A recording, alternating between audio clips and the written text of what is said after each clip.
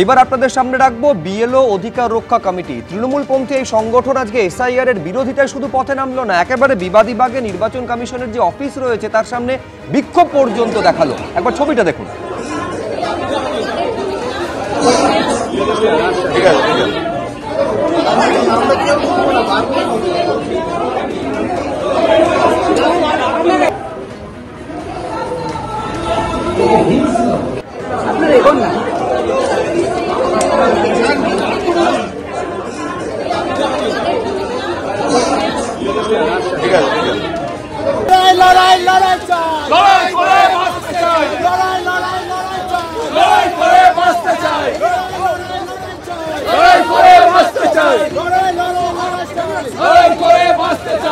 শিয়ালদা থেকে তারা মিছিল করে আসেন নির্বাচন কমিশনের দপ্তরে এবং সেইখানে এসে তারা পুলিশের যে ব্যারিকেড, দপ্তরের গেটে যে ব্যারিকেড দেওয়া ছিল সেই ব্যারিকেড ভাঙার চেষ্টা করেন, হাতে তালার চেন নিয়েছিলেন এবং তাদের যেটা বক্তব্য যে নির্বাচন কমিশন এসআইআর নামে বিএলওর উপর প্রবল চাপ সৃষ্টি করছে, অনেকে অসুস্থ। একেবারে তালা চাবি নিয়ে তারা এসেছিলেন। উদ্দেশ্য ছিল নির্বাচন কমিশন বা মুখ্য নির্বাচনী আধিকারিকের যে দপ্তর সেখানে তালা দিয়ে দেওয়া, তার কারণে অমানসিক চাপ তৈরি করা হচ্ছে বিএলওদের ওপর, এইটা হচ্ছিল তাদের অভিযোগ। এবার খুব স্বাভাবিকভাবেই আমাদের প্রতিনিধি উজ্জ্বল মুখোপাধ্যায় বিএলওদের অভিজ্ঞতার কথা, সত্যি কতটা অমানসিক চাপের মধ্যে তাদের কাজ করতে হচ্ছে কথা বলার চেষ্টা করেছেন। কি দেখলেন আমাদের প্রতিনিধি, দেখুন। আপনি কোথাকার বিএলও? আমি ম্যাডাম আপনি কোথাকার বিএলও? আমরা ডিএম অফিস থেকে এসেছি, বারাসাতে ডিএম অফিস থেকে এসেছি। বিএলও কি আপনি? না না। আপনি কি বিএলও? না না, আমি বিএলও না, আমাদের কলিগের বিএলও ডিউটি পড়েছে। এখানে যারা এসেছেন, যারা সমর্থন জানাতে এসেছেন, কোথাকার বিএলও? আমি কোথাকার বিএলও? আমি বিএলও নই, আমি বিএলএ। সমস্যা কি হচ্ছে? আপনি কি বিএলও? আপনি কি বিএলও? আপনি কি বিএলও? বিএলও নয়, আমি সরকারি কর্মচারী, ফেডারেশন, পশ্চিমবঙ্গ রাজ্য সরকারি কর্মচারী। আমরা রাজ্য কমিশন।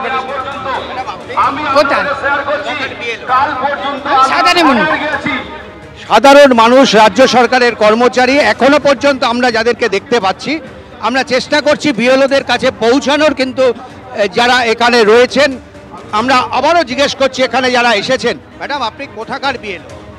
আমি বিএলও নই। আপনি কোথাকার বিএলও?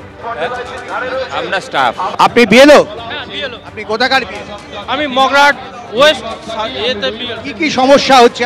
প্রথমে যখন এই সমস্ত ফর্মগুলো নিয়ে বাড়ি বাড়ি যাচ্ছি, সেখানে প্রত্যেকটা মানুষকে সঠিকভাবে বুঝিয়ে দিচ্ছি, তারপরেও সকাল 9টা 10টা থেকে শুরু করে রাত 10টা 11টা পর্যন্ত ফর্ম বিলি করার পরে যখন বাড়িতে ফিরছি, অবসর সময়ে সেখানেও আমাদেরকে ফোন করে বলা হচ্ছে, ফোন করে বিভিন্ন কোয়ারি জানতে চাইছে। এটা মিনিমাম 1 বছর বা 6 মাসের কাজ, সেটা আমাদেরকে এত কম সময়ের মধ্যে তুলতে বলা হচ্ছে।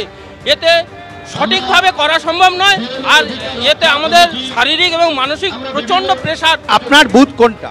আমার এইটাই, আমার 165 জোড়াসাঁকো।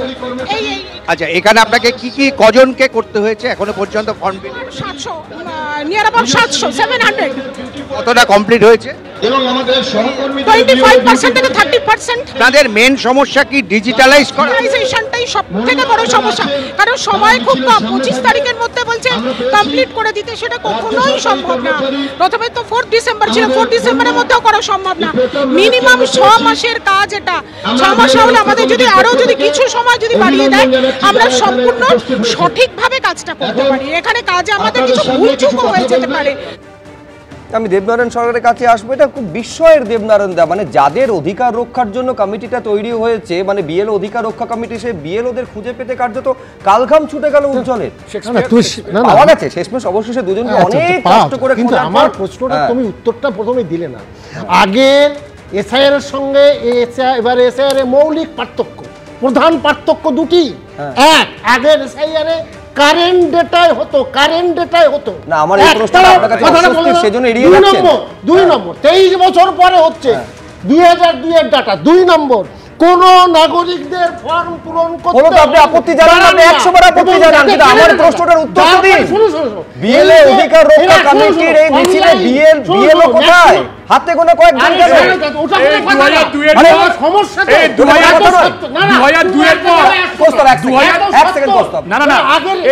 কি বলছে 2002 সালের পর মমতা ব্যানার্জি 2006 হেরে গিয়ে বলেছিলেন বাংলাদেশিরা এসে সিপিএম কে ভোট দিয়ে গেছে। আজকে শুভেন্দু যা বলছে সেদিন মমতা কি কথা বলেছিল? সেদিন মমতা কি কথা বলেছিল? বলেনি, দেবনারায়ণ সরকার বলেনি। কেন আজকে এত তাড়াতাড়ি যে কথাটা গুলো মমতা আর মোদির আন্ডারস্ট্যান্ডিং এর ভিত্তিতে হচ্ছে, মানুষকে হয়রানি করা হচ্ছে। আরে বিএলও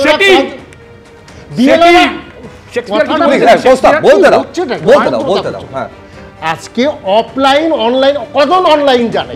এই যারা প্রাইমারি স্কুলের শিক্ষক ম্যাক্সিমাম এরা কজন অনলাইন জানে? আমি দেবনারায়ণ সরকারের এই বক্তব্যের সঙ্গে সম্পূর্ণ একমত যে তাদের যথাযথ প্রশিক্ষণ হয়েছিল কিনা। এক হচ্ছে সত্যি এই সময়ের মধ্যে এতটা কাজ করা, আমি 100% একমত। কিন্তু দেবনারায়ণদা যে প্রশ্নের উত্তর দিলেন না সেটা হচ্ছে বিএলও অধিকার রক্ষা কমিটির যাদের অধিকার রক্ষা করতে তারা পথে নেমেছেন এবং একেবারে তালাচাবি নিয়ে পৌঁছে গেলেন, তাদের সংখ্যা এত কম কেন? আমি এইখানে তরুণজ্যোতি তিওয়ারির কাছে আসবো। একজন বিএলওর কথা একেবারে প্রশ্ন তুলছিলেন যে 30% তারা করতে পেরেছেন মাত্র। আমি বলছি ইমেন্স প্রেশারের মধ্যে কাজ করতে হচ্ছে, এটা কিন্তু তারা নিজের মুখেই বলছে। না একদম অবভিয়াসলি প্রেশার এটা থাকে, প্রেশার অনেক সময় করে নেওয়া হয়, ধরে নেওয়ার প্রেশার আছে। আমি এতগুলো কথা যখন আসছে বাগমন্ডির একজন বিএলওর কথা বলতে খুব বড্ড ইচ্ছা করছে।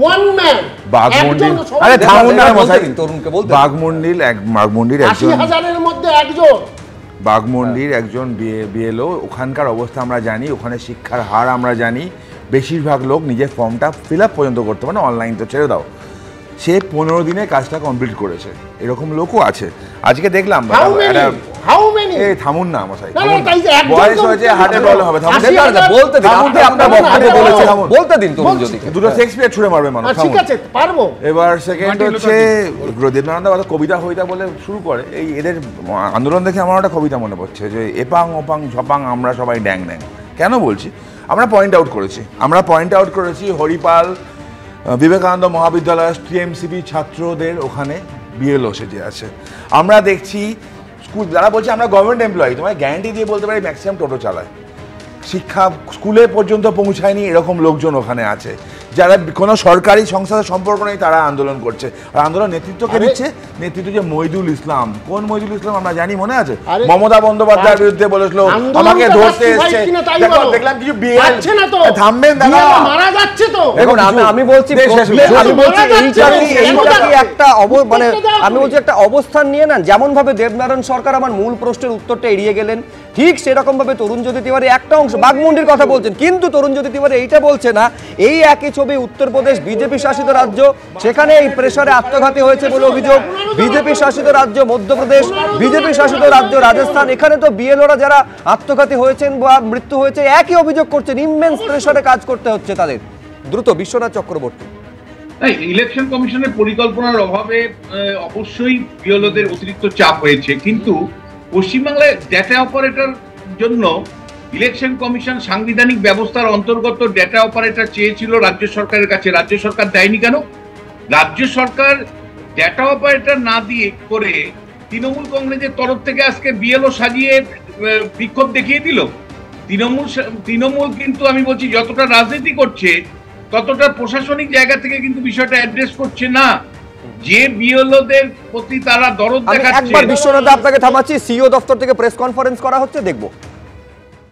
টোটাল যে ইলেক্টরস অর্থাৎ যাদের নামে আমাদের এনুমারেশন ফর্ম ইস্যু হয়েছে 7,66,37,529। हाँ, এটা যেটা আমি বলছি যে 27 অক্টোবর রাত্রি 12টার সময় मतलब 0 आवर 28 অক্টোবর যতজন ভোটার ছিলেন আমার 7,66,37,529 প্রত্যেক এনুমারেশন ফর্ম পাওয়া কথা ছিল কি যে কারেন্ট অ্যাড্রেস আছে ভোটার রোলে 27 তারিখে অক্টোবরে ওখানে এনুমারেশন ফর্ম দেওয়া কথা ছিল।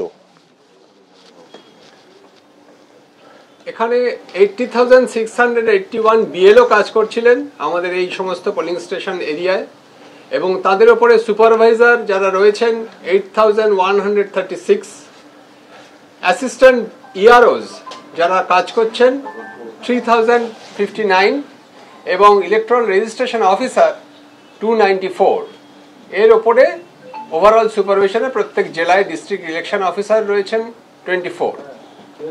এই প্রসঙ্গে জানিয়ে রাখি, আপনারা জানেন যে 14,997 polling station, new polling station আমাদের তৈরি হওয়ার প্রপোজাল আছে। কয়েকদিনের মধ্যেই আমরা নিশ্চয়ই অ্যাপ্রুভাল পেয়ে যাব। তো এটা যেটা আছে আমাদের ন্যাশনালাইজেশন অফ পোলিং স্টেশন বলা হয়েছিল ইসিআই থেকে। এটা আমরা আগে বলেছিলাম কি 1200 ভোটার থেকে বেশি যত পোলিং স্টেশন আছে ওখানে ওটা পোলিং স্টেশন ভাগ হবে, ন্যাশনালাইজেশন হবে। এরা জেলা শাসক থেকে প্রপোজাল এসেছিল এখানে অল পার্টি মিটিং হলো, তারপরে আবার জেলা শাসক কাছে গেল। তো ওটা যেটা আছে 14,997 এক্সট্রা বুথ প্রপোজাল ছিল। অ্যান্ড এটা ন্যাশনালাইজেশন হয়ে ইসিআই ডেডলাইন আছে 4 ডিসেম্বর মধ্যে ইসিআই কাছে অ্যাপ্রুভাল নিতে হবে। কিন্তু মাঝখানে যে কাজ বেড়ে গেছে অনেক, একজন বিএলওকে 1200 থেকে বেশি ভোটার কাজ করতে হলো। এই জন্য আমরা স্পেশাল পারমিশন নিয়ে জেলা শাসকদেরকে অর্ডার দিলাম কি 14,997 বুথ মধ্যে আপনার অ্যাডিশনাল বিএলও নিয়োগ করতে পারেন। অনেক জেলা শাসক যে আছে নিয়োগ করেছেন ওটা এক্সিস্টিং বিএলওকে সাহায্য করার জন্য। এছাড়া আমাদের যে আছে ফুল মেশিনারি যেটা আছে, আমাদের এডিএম আছেন, ওসি ইলেকশন আছেন, বিডিও স্টাফ আছেন, এসডিও স্টাফ আছেন, এ সবই সাহায্য করছেন আমাদের এক্সারসাইজে যে আছে এনুমারেশন এক্সারসাইজে। অ্যান্ড পলিটিক্যাল পার্টি থেকে প্রায় 1,55,000 বিএলএ যে আছে সাহায্য করছেন। অনেক লোক যে আছে ভলেন্টিয়ার হিসাবে সাহায্য করছেন। তো এছাড়া 1,53,541 বুথ লেভেল অ্যাসিস্ট্যান্ট, যেটা পলিটিক্যাল পার্টি, যেটা স্যার বললেন পলিটিক্যাল পার্টিরা দিয়েছেন, তারা সম্পূর্ণভাবে সহযোগিতা করছেন।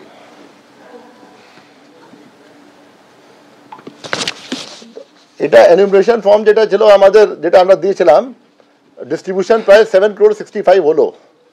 অ্যান্ড ডিস্ট্রিবিউশন যেটা আছে প্রায় 99.76%, এটা অনেকদিন আগে কমপ্লিট হলো। তারপর থেকে কালেকশন ও ডিজিটাইজেশন আরম্ভ হয়ে গেছে। এখন পর্যন্ত যে ডিজিটাইজেশন ফিগার আছে আর 4টা পর্যন্ত 4,55,00,000 যেটা আছে ডিজিটাইজ হয়ে গেছে। অ্যান্ড এর মধ্যে আনকালেক্টেবল ফর্ম আছে 10,33,000, 10,33,000। এটা কি আছে আমাদের একটা ইসিআই যে বিএলও ইসিআই যে অ্যাপ আছে আমাদের, ইসিআই নেট আছে, ওখানে এসআইআর অ্যাপ আছে। এসআইআর অ্যাপ মধ্যে প্রত্যেক 80,500 যত বুথ আছে 681, প্রত্যেক বুথে এখানে ডেটা আছে কি আপনার কোন সময়, এটা রিয়েল টাইম অনলাইন আছে। এই ডেটা আমাদেরকে নিতে হচ্ছে না বিএলও থেকে या কারো থেকে, আমাদের অনলাইন রিয়েল টাইম ডেটা আসে ওখানে কি আপনার বুথের সংখ্যা কি আছে, আপনার কত ওখানে এনুমারেশন ফর্ম ডিস্ট্রিবিউট হয়েছে, কত ফর্ম এখন পর্যন্ত আপনার ডিজিটাইজ হয়ে গেছে। আর ওর মধ্যে আপনার ডিভিশন কি আছে, আপনার কত ম্যাপিং হয়ে গেছে সেলফ সঙ্গে, কত ম্যাপিং হয়ে গেছে প্রোগ্রানি সঙ্গে, কত ম্যাপিং আপনার হয়নি, অ্যান্ড আপনার কত আনকালেক্টেবল আছে। আনকালেক্টেবল যে আছে ও 4টা ক্যাটেগরি আছে, আপনার অ্যাবসেন্টি, আপনার ডেড, আপনার ডুপ্লিকেট और আপনার वो कहते हैं हाँ शिफ्टेड, या परमानेंटली शिफ्टेड।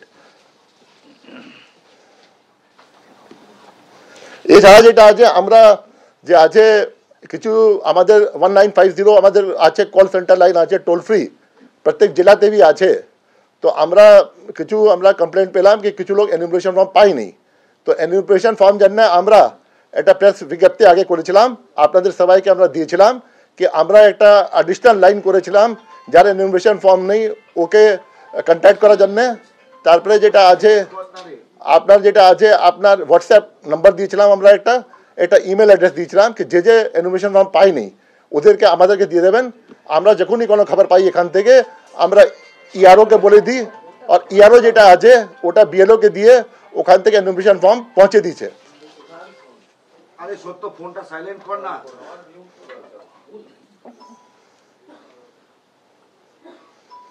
সঙ্গে হেল্প ডেস্ক আমাদের সমস্ত ডিএম অফিসে, ইআরওদের অফিসে এবং বিডিও অফিসে রয়েছে। এরা প্রত্যেক জায়গাতেই যে সমস্ত মানুষরা হেল্প চাইছেন, তাছাড়াও যে সমস্ত বিএলওরা ডেটা এন্ট্রির জন্য বা আমাদের অনলাইন বিএলও অ্যাপে যখন কাজ করছেন তাদের জন্য একটা আলাদাভাবে পরিকল্পনা করা হয়েছে। বিশেষ করে ওয়াইফাই হাব তৈরি করে দেওয়া হয়েছে, যেখানে ইন্টারনেট স্পিডের সমস্যা আছে। আপনারা জানেন আজকেও স্যার একটা মিটিং করেছেন যে আমাদের সার্ভিস প্রোভাইডার যারা আছেন তাদেরকে নিয়ে বিভিন্ন টেলিফোন যে সার্ভিস প্রোভাইডারটা রয়েছে যাতে আনইন্টারাপ্টেড ইন্টারনেট ফ্যাসিলিটি এবং যাতে যে সমস্ত জায়গায় প্রবলেম হচ্ছে ইন্টারনেট কানেক্টিভিটি সেখানে যেন তারা সিমলেস ফ্যাসিলিটি দেন। সেই যে তথ্য কিছুক্ষণ আগে মুখ্য নির্বাচনী আধিকারিক দিচ্ছিলেন সেটা হচ্ছে 99.7% এনুমারেশন ফর্ম, সেটা কিন্তু একেবারে ডিস্ট্রিবিউট করা হয়ে গেছে। আমি রাজগোপাল ধর চক্রবর্তীর কাছে আসব। যেরকম ছবি দেখা যাচ্ছে যে বিএলও যারা তৃণমূলপন্থী আজকে বিক্ষোভ দেখালেন এবং স্পষ্ট তারা অভিযোগ করছেন যে চাপিয়ে দেওয়া হচ্ছে তাদের ওপরে কাজ। না দেখুন, কাজের যে চাপ আছে কোনো সন্দেহ নেই। 1200 মতন তো ভোটার আছে, বোঝাই যাচ্ছে, এবং তাদের পার্সোনাল ফোন নাম্বার পাবলিশ করে দেওয়ার ফলেতে প্রচুর লোক ফোন করছেন, অকারণে ফোন করছে, এগুলো ঘটছে। এবং ব্যাপারটা যেটা বোঝা যাচ্ছে যে এরা যে ক্লারিক্যাল ব্যাপার যেগুলো আছে সেগুলো তো খুব পটু আছে, কিন্তু এর পরবর্তী যে স্টেপটা ডিজিটালাইজেশন করা সেই ব্যাপারে এদের অভিজ্ঞতার অভাব আছে, বা যে ধরনের মানে ডিভাইসের মাধ্যমে করা উচিত সেগুলো তারা সচেতন সেভাবে নয়। কিন্তু এরা যথেষ্ট, আমি নিজেদের সঙ্গে কথা বলেছি, এরা স্কুলের শিক্ষক বা কিছু যথেষ্ট চেষ্টা করছেন, কোঅপারেট করছেন। এবং কিন্তু দেখা যাচ্ছে রাজনীতির ব্যাপারটা এত বেশি হয়ে যাচ্ছে। এই যদি বলা হয় যে অধিকাংশ ক্ষেত্রে যে বিএলএরাও সবাই খুব টেনশনের মধ্যে, টেনশন সব কাজে, আর কোন কাজে টেনশন নেই? এমন কোনো কাজ হয় না যেখানে টেনশন থাকে না। সুতরাং টেনশন তো হবেই, তার কারণ যদি এইরকম একটা আপনার ভাইরাল অডিও ফোন দেখা যায় যেখানে এইখানে বিএলওকে এই হুমকি দিচ্ছেন তৃণমূলের বিএলএ বলে অভিযোগ যে একেবারে জবাই করে দেবো সংশোধন না করা হয়, এইরকম হলে তো টেনশন হওয়াটা স্বাভাবিক। কিন্তু আমি এইখানে দর্শকদের সামনে রাখবো যে এর আগে মুখ্যমন্ত্রী মমতা বন্দ্যোপাধ্যায় চিঠি দিয়েছিলেন মুখ্য নির্বাচন কমিশনারকে, যেখানে এই এসআইআর স্থগিত করার কথা বলেছিলেন। এইবার দ্বিতীয় চিঠি যেখানে ডেটা এন্ট্রি অপারেটর নিয়োগ নিয়ে প্রশ্ন তুলেছেন মুখ্যমন্ত্রী। এই হচ্ছে সেই চিঠি যেখানে তিনি একথাও বলছেন পাশাপাশি যে ব্যক্তিগত হাউজিং কমপ্লেক্সে পোলিং বুথ তৈরি তারও বিরোধিতা করেছেন চিঠিতে। মুখ্যমন্ত্রী বলছেন যে অস্থায়ী ডেটা এন্ট্রি অপারেটর দিয়ে কাজ করানো যাবে না, এই নির্দেশ সিইও দিয়েছেন। বাংলা সহায়তা কেন্দ্রের কর্মীদের দিয়েও কাজ না করানোর নির্দেশ দিয়েছেন তিনি। সিইও অফিস 1000 জন ডেটা এন্ট্রি অপারেটর নিয়োগ করতে চেয়েছে, 50 জন সফটওয়্যার ডেভেলপার নিয়োগের কথাও বলেছেন। ইতিমধ্যে জেলায় জেলায় এই কাজ করার জন্য দক্ষ কর্মী রয়েছে বলছেন মুখ্যমন্ত্রী। নতুন করে 1 বছরের জন্য বাইরের এজেন্সি নিয়োগের কি প্রয়োজন পড়ল, প্রশ্ন তুলছেন মমতা বন্দ্যোপাধ্যায়। আমি বিশ্বনাথ চক্রবর্তীর কাছে আসবো। ধারাবাহিকভাবে এই যে মুখ্যমন্ত্রী চিঠি দিচ্ছেন, কখনো এসআইআর স্থগিতের আর্জি জানিয়ে, কখনো এই হাউজিং কমপ্লেক্সকে কেন বুথ করা হবে, কেন এই ডেটা এন্ট্রি অপারেটরের নিয়োগ নিয়ে প্রশ্ন তুলে, উল্টো দিকে অভিষেক বন্দ্যোপাধ্যায় তিনি বলছেন যে মুখ্য নির্বাচন কমিশনারের কাছে যেতে হবে আত্মঘাতী যারা হয়েছে তাদের চিঠি ভিডিও নিয়ে। এটা কি ধারাবাহিকভাবে একটা নির্বাচন কমিশনের ওপর চাপ তৈরির কৌশল বলে মনে হচ্ছে? একেবারে। তুমি যদি ধারাবাহিকভাবে তুমি তৃণমূল শাসনকাল দেখো, যে কোনো ইলেকশন আসলে ন্যাশনাল লেভেলে থেকে অর্থাৎ বিধানসভা বা লোকসভা আসলে মমতা বন্দ্যোপাধ্যায় প্রথমেই ইলেকশন কমিশনকে শত্রু হিসাবে দেখে, এবং সেন্ট্রাল বাহিনী আসলে সঙ্গে সঙ্গে বলে মা বোনরা হাতা খুন্তি নিয়ে বেরিয়ে পড়ুন। ফলে সবসময় ইলেকশন কমিশনকে প্রতিপক্ষ হিসাবে মমতা বন্দ্যোপাধ্যায় দেখেন। তাতে তার সুবিধে দুটো আছে, একটা হলো তার বিরুদ্ধে যে অ্যান্টি ইনকম্বেন্সি অর্থাৎ সরকার বিরোধী যে হাওয়া, সেটা অনেকটা চ্যানেলাইজ করতে পারেন যদি তুমি প্রতিপক্ষ দাঁড় করিয়ে দিতে পারো, না হলে একতরফাভাবে সরকার বিরোধী হাওয়া চলতে থাকবে। দ্বিতীয় যেটা, মমতা বন্দ্যোপাধ্যায় বিরোধিতার সাথে কিন্তু বাস্তবের কোনো সম্পর্ক নেই, এটা অনেকটাই হলো প্লেইং টু গ্যালারি। কেন প্লেইং টু গ্যালারি? তুমি দেখবে বিভিন্ন ইস্যুতে, সিএ থেকে শুরু করে সমস্ত ইস্যুতে উনি বলেছিলেন যদি মানে আমার জীবন থাকতে আমি সিএ হতে দিব না, কিন্তু সিএ পশ্চিমবাংলায় হয়ে গেল। তুমি দেখবে মমতা বন্দ্যোপাধ্যায় বলেছে আমি থাকতে এসআইআর করতে দিব না, একজনেরও নাম বাদ যাবে না। এগুলো প্লেইং টু গ্যালারি হিসেবে তোমাকে দেখতে হবে। অর্থাৎ বলছি যে এই কাণ্ড মানুষকে হয়রানি করার কোনো প্রয়োজন ছিল না। 2002 সালে যখন এসআইআর হয়েছিল অতীতের কোনো রেকর্ড আনতে হয়নি। দেবনান্দা ঠিকই বলেছেন, কিন্তু দেবনান্দা এটা বললেন না।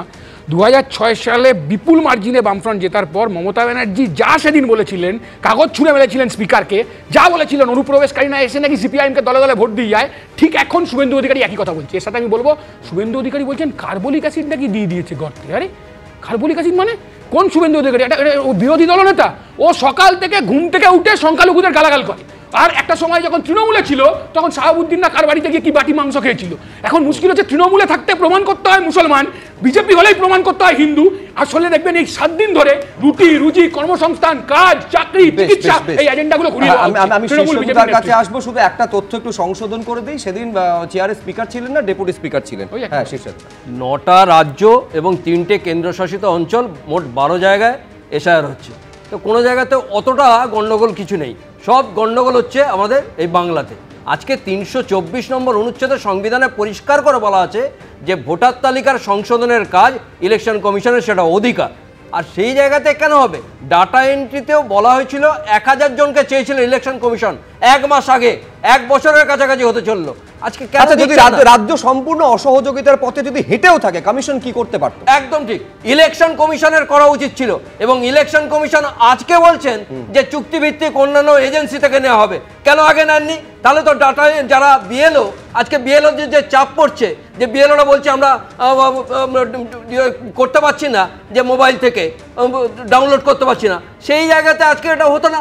আজকে এন্ট্রি, ডাটা এন্ট্রিতে প্রথম দিন থেকে যখনই রাজ্য সরকার বললো আমরা দিতে পারবো না, তখনই এরকম ইলেকশন কমিশনের ভাবা উচিত ছিল।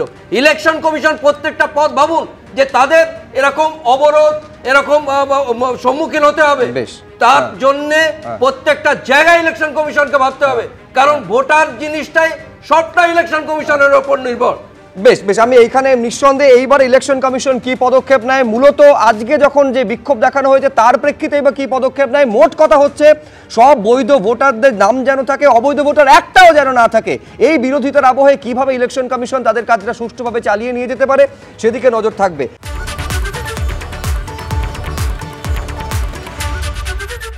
এবিপি আনন্দ, এগিয়ে থাকে, এগিয়ে রাখে।